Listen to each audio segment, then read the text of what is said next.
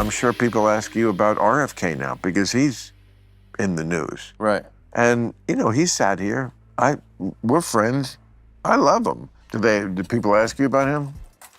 Yeah, sometimes. I mean, I don't know. No, I kind of feel the same way that you do. Like, I've spent number of occasions hanging with him just in a strictly, family dinner kind of vibe, and I really got along with him well. He's great. I think he's great. I think he's funny. He's wonderful. I like him. Yes. I love him. I think he's... he's not crazy. I mean, the people trying to... He's also got, like, I said to him when he was here, I said, I don't agree with everything you said, and I don't think your father would either, but your father would be so proud that you stuck to your guns, like more than anybody. Yeah, that's a bad thing in this context, fellas. And when you jump on the bandwagon with who is the most divisive president ever, it makes sense that you're going to be made to look terrible, and so I don't know what to believe, because it's not like I sit with Bobby and I go, so hey, let's talk about this. It's like we're just playing cards or playing Mafia or having fun or having dinner. I'm not going to pick his brain to find out exactly which of those things are true. I just kind of assume that none of them are. There's certain things that he oversees that seem to be supported in a bipartisan way, like getting terrible toxic stuff out of our kids' food. I think that's a great thing. And so if you do that, that's amazing. I'd hate to be so mired in hatred for the president that any success from his administration is something I'd have an allergic reaction to. To be like, oh, well, if they do it, I don't want it to happen. I'll put Clorox in my children's cereal myself. It's like, come on, be reasonable here. The only person being unreasonable in their framing, by the way, is you, Chris Pratt. It's you. On this line of, oh, well, he's working for Trump, so they want him to fail. No, dude. Wrong. Completely wrong. He's funny. He's wonderful. I love him, says Chris Pratt about RFK Jr., a man who is quite literally ending cancer research and hurting and killing people. He continued on to explain that the reason that RFK is as hated as he is due to his association with the burnt sienna blobfish that's currently inhabiting the Oval Office. Chris Pratt can get, and I can't emphasize this enough, let me learn you something, Chris. The reason that we hate that miserable, roided-out, cricket-throated sack of doesn't have diddly do with Donald Trump. We hate him because he stands for pseudoscientific bullshit and pushes it into legislation, which will directly hurt and kill people. We hate him because he spits in the face of science at every turn, despite the fact that most of his education comes in how to serve roadkill a la carte and where to stick the needle for steroids so that it doesn't leave a mark. The fact that he threw in with that malodorous McDonald's masticating monster doesn't prove shit other than the fact that he's got no morals, and apparently the brainworm ate his spine too, because last time I checked, before the election, he was a big-time anti-Trumper. You RFK Jr. and you Chris Pratt. The energy we needed today came from It's Luke 7 on TikTok, who you should be following. For a different approach in tone, but resulting anger nonetheless. I don't like RFK Jr. because he said that unvaccinated people have less freedoms than Anne Frank did. I like him because he created a made-up link between antidepressants and school shootings, when in reality there's data around those people, right? And most of them were not on medication. I don't like RFK Jr. because he's not too sure about the idea of germs. Like he's not too sure that HIV causes AIDS. Because AIDS in his eyes can be caused in part by heavy recreational drug use in gay men and drug addicts. No science there, just vibes. This is a man who advocates for drinking raw milk. There's no benefits to drinking raw milk except the government tells you not to, so you can be a hard and get bovine tuberculosis and bird flu, or give it to your small children so they get tuberculosis. The year is 2025. You are not Doc Holliday. You should not be dying from tuberculosis like people are in the Midwest. I don't like him because he dismantled the CDC's Vaccine Advisory Committee all at once with absolutely no plan. He attacks the National Institute for Occupational Safety and Health. We're trusting these decisions to a man who says that a parasite ate part of his brain. And now measles cases are exploding in the US, and so is pertussis. 266 children have died this flu season, with 90% of them not being vaccinated. This is a record since they started reporting it in 2004. Real.takes on the same platform brings the heat as well. RFK is busy going after fluoride in drinking water so that in poor communities, people's teeth rot out of their heads. And when we're talking about water, he thinks that it's making the kids have sexual dysphoria. Is this based on science? No. Once again, just vibes. Just like all his theories about 5G and Wi-Fi. Just like his theory that Ashkenazi Jews and Chinese people were spared from COVID because of how it was designed. A man, by the way, that thinks black people don't need vaccines on the same schedule as white people because they have tougher immune systems. Now, does this man understand that black people don't all actually have the same genetic makeup and come from all different parts of the world? I don't think so.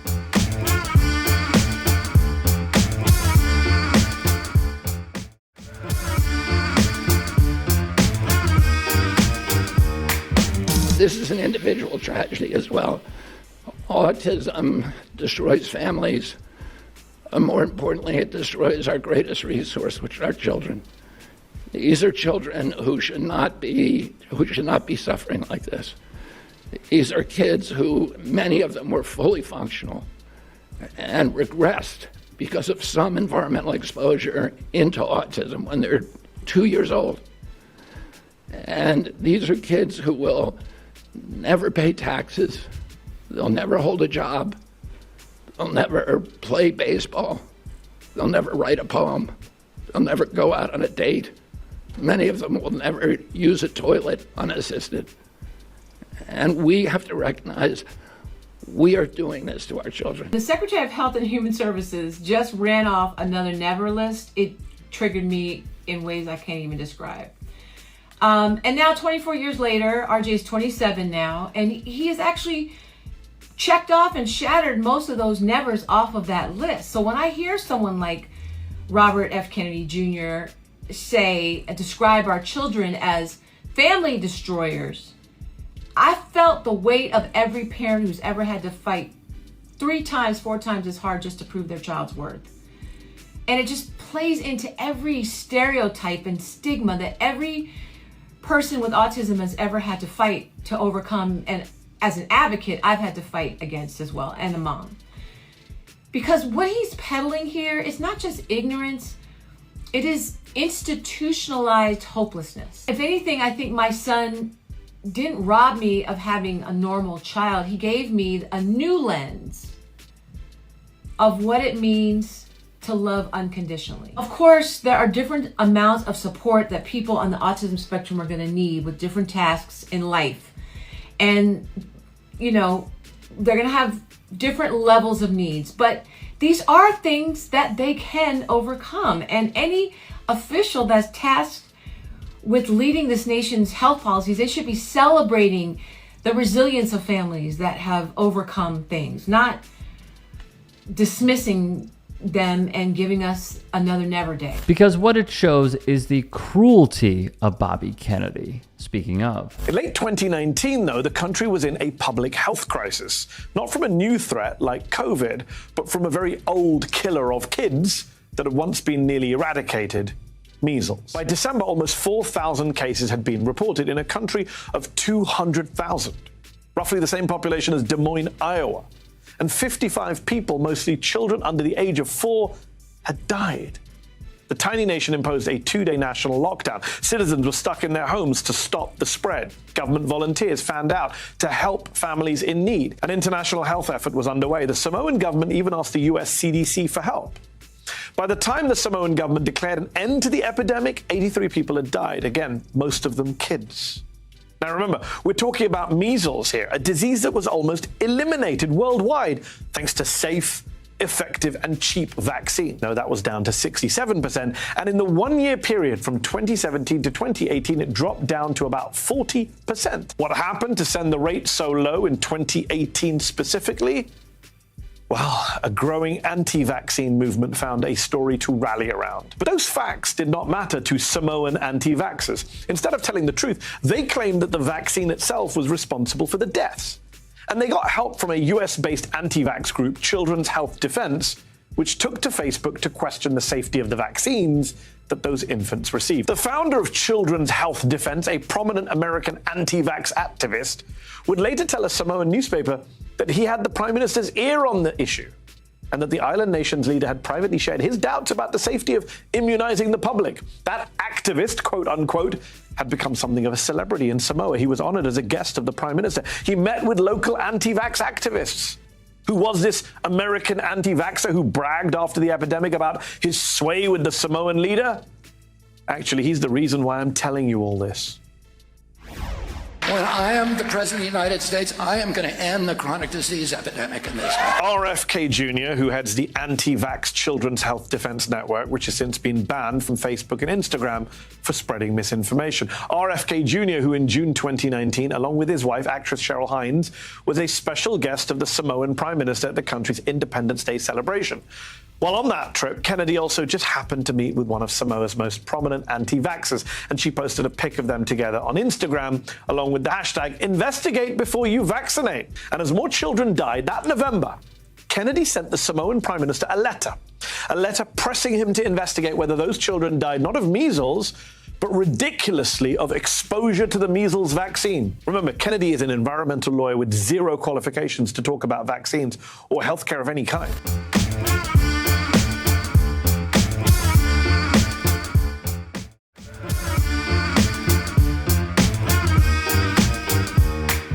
In a book titled Ask Not, The Kennedys and the Women They Destroyed by author Maureen Callahan, one excerpt would read as follows. Okay, here we go. Bobby was never around, ever. He didn't have a job that required travel, yet he traveled all the time. When he did swoop in, he'd take one or all the children on some adventure and leave Mary behind. She had become persona non grata, despite hosting all the dinner parties, the 4th of July barbecues, the celebrity-studded fundraisers, despite raising their children. Another in the book would read as follows. Mary Richardson Kennedy, RFK's wife, had been seeing a therapist, sometimes alone, sometimes with RFK. Her name was Sheena Hankin, and she specialized in high-profile clients. When RFK asked for Mary to be diagnosed as mentally ill, the therapist would refuse. Quote, "Your wife is not mentally ill," she would inform Bobby. "She's angry and depressed, but she's not ill." Cheryl Hines would enter the picture. Mary would be cut off completely by Bobby Kennedy, according to the reporting. Her credit card and court-approved $20,000 a month living expenses gone because of RFK Jr. And she would ask other moms at school for money. Everyone knew that she was broke. Completely broke. And then she hung herself. Just 2 days after her death, RFK Jr. and his sister Carrie ran to the New York Times and told the outlet Mary was an alcoholic. Sometimes she would even pass out in her food, they would claim, and he, Bobby, would play the victim to the press. Now, if you thought that was bad, this then transpired. Just a week after Mary's funeral, in the middle of the night, without telling Mary's siblings or obtaining the required legal permitting, Bobby Jr. had Mary Kennedy's coffin dug up from the ground in the Kennedy family plot, and it would be moved some 700 feet away. When the press found out and they asked RFK why, a family spokesperson said RFK failed to realize how crowded the Kennedy plot was. Mary was left to face traffic, they would say. No headstone marking her grave. She was buried alone. Further reporting on RFK's infidelities via the Daily Beast was that the number of times that he cheated was 37.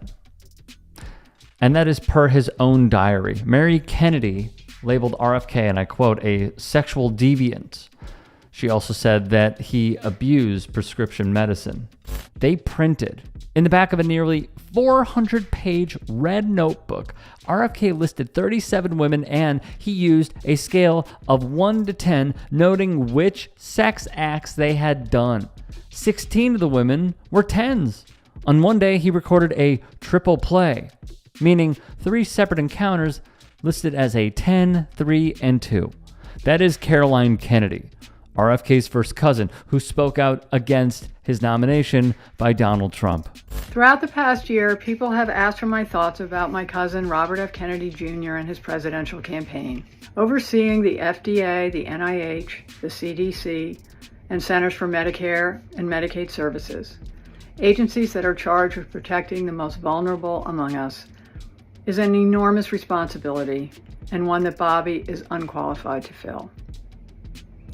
He lacks any relevant government, financial, management, or medical experience. His views on vaccines are dangerous and willfully misinformed. I've known Bobby my whole life. We grew up together. It's no surprise that he keeps birds of prey as pets, because Bobby himself is a predator. I watch his younger brothers and cousins follow him down the path of drug addiction. His basement, his garage, his dorm room were always the center of the action, where drugs were available, and he enjoyed showing off how he put baby chickens and mice in a blender to feed to his hawks. It was often a perverse scene of despair and violence. But siblings and cousins who Bobby encouraged down the path of substance abuse suffered addiction, illness, and death, while Bobby has gone on to misrepresent, lie, and cheat his way through life. Bobby is addicted to attention and power. Bobby preys on the desperation of parents of sick children, vaccinating his own kids while building a following hypocritically discouraging other parents from vaccinating theirs.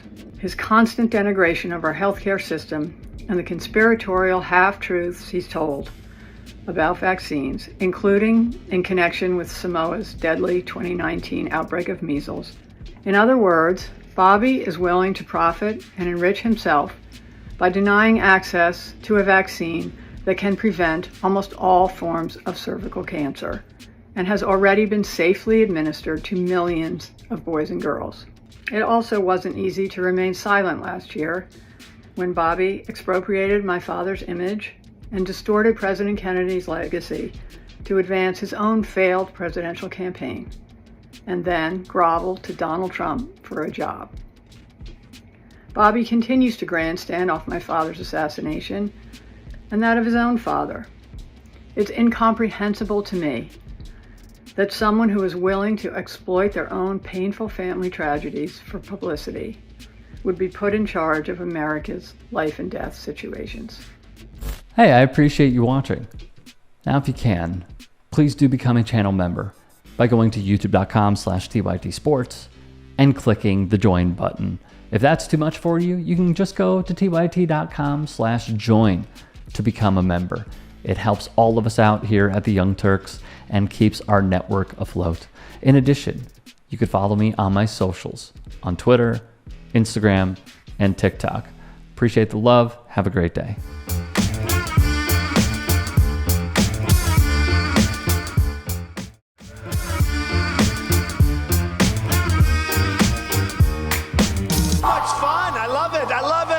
We having a good time?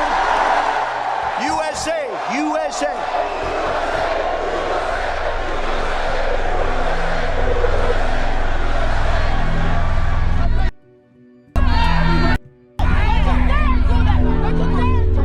Knock the crap out of him, would you? Seriously.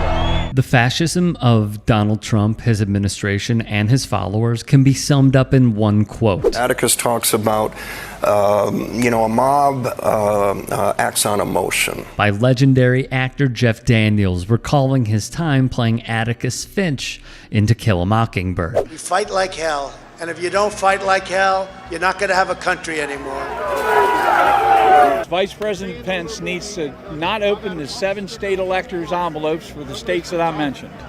Set them aside and send it all back to those state legislatures. Well, we got to stop this steal from happening because if we don't, nobody's ever going to vote again. We're not going to take it anymore. This is our country. On the West Front, the mob tore down scaffolding, battled their way through the last line of police defense, and broke into the Capitol building itself. Respect for absent contemplation and mostly absent responsibility What they get is anonymity. It is moments such as these that Daniels portrays beautifully in his appearance on MSNBC. Rioters, outnumbering law enforcement by more than 50 to 1, attacked, dragged, and beat police officers. In testimony to Congress, former D.C. Metro Police Officer Michael Fanone recounted being pulled into a crowd of protesters. I was electrocuted again and again and again with a taser. This is our capital! In total, nearly 150 police officers were injured on the day. A conscience can be exhausting. It'll keep you up at night. A mob's a place where people go to take a break from their conscience. More from Daniels' foreshadowing. I was looking at some of those big, once incredible job-producing factories, and my wife, Melania, said, "What happened?" I said, "Those jobs have left Ohio. They're all coming back. They're all coming back. Coming back. Don't move. Don't sell your house." He said this on the campaign trail, but did not deliver per a CBS News fact check by the time Trump left office in January 2021. The United States had 178,000 fewer manufacturing jobs than when his presidency began. They cite the Bureau of Labor Statistics, or BLS, for this data. From the outlet once more, before the pandemic hit, the number of manufacturing jobs in the United States had largely been growing since 2010, according to the BLS. By the time former President Barack Obama left office in 2017, the sector had mostly rebounded from the Great Recession, though there were 195,000 fewer manufacturing jobs than at the start of his presidency. That's what I see when I look at Trump's rallies. That's when I see the lies spewing at these people and people going, "I got to believe in something, and he said he'd bring my manufacturing job back and she didn't, and I'm all in." He's right, because Trump still says this knowing full well we have nearly, 80 years or so of him doing the opposite. Kung flu? Yeah. Why doesn't he show his birth certificate? That could be a Mexican plane up there. They're getting ready to attack. Why do we want these people from, quote, all these whole countries here? Mr. Trump was referring to African nations and Haiti before suggesting the U.S. should have more people from places like Norway. They're bringing drugs. They're bringing crime. They're rapists. Daniels cuts through the BS here as well. But at the end of the day, aside from, I don't want to pay taxes, it's race. It's race. This is about the Republican Party, or a wing of it, going, this is our last chance to save the party. And if we don't, it's the end of the Republican Party. And the only way they can do that was to tap the race button and say, go ahead, it's okay. And he did, and they did. And that was the only card they had left to play, and they played it. And they aren't going to go quietly. And thus, we had January 6th. And that's why you look at the cowardice of the 15 or so Republicans in the Senate who are still quiet. Who are the heroes going to be? Is it going to be the Daniel Ellsberg Pentagon Papers guy? Who's the guy at the Justice Department that's going to go, here, Washington Post, here's the unredacted, go. I'm waiting for that guy. We're all waiting for that guy. We need people like that. And to look at Congress with all their politics going, well, if I do this, I can't do that. You're all worthless to me right now. You are all worthless. I need people to stand up and be heroic. Who are you? Because democracy is at stake. Wow. We still are. Instead, are there any objections to counting the certificate of vote of the state of Arizona that the teller has verified appears to be regular in form and authentic? Mr. Vice President, I, Paul Gosar from Arizona. For what purpose does the gentleman from Arizona rise? I rise up for myself and 60 of my colleagues to object to the counting of the electoral ballots from Arizona. Is the objection in writing and signed by a senator? Yes, it is. It is.